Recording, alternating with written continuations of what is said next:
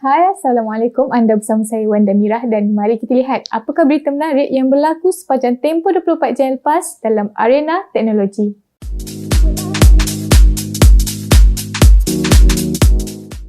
Apple Malaysia telah mula menawarkan telefon pintar terbaru mereka iaitu iPhone 11, iPhone 11 Pro dan iPhone 11 Pro Max.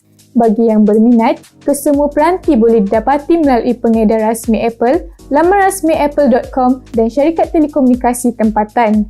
Di Malaysia, iPhone 11 ditawarkan pada harga bermula RM3,399, iPhone 11 Pro bermula RM4,899 dan iPhone 11 Pro Max bermula RM5,299.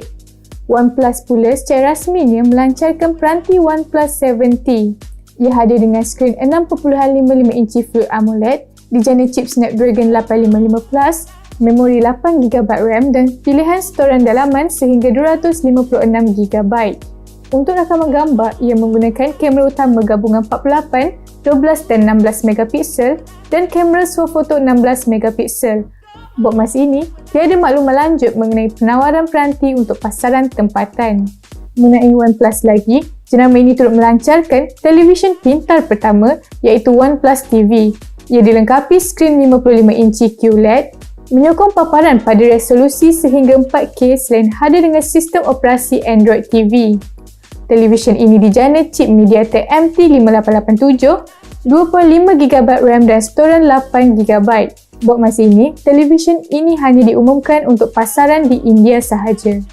Seterusnya, Alibaba Cloud telah mengumumkan X-Dragon Architecture generasi ketiga di mana kemaskini kepada tulang belakang sistem ini dapat mempercepat kelajuan keseluruhan sistem pengkomputeran awan mereka.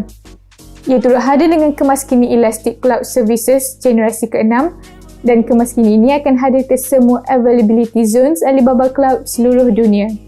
Akhir sekali, Logitech kini mengumumkan pengambil alihan Streamlabs. Hal ini bertujuan bagi mengukuhkan kedudukan jenama tersebut dalam arena penstreaman permainan.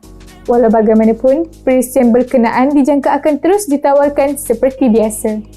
Jadi, itu sahaja rangkuman ringkas yang berlaku sepanjang tempoh 24 jam lepas dalam arena teknologi. Kita jumpa lagi di minggu hadapan.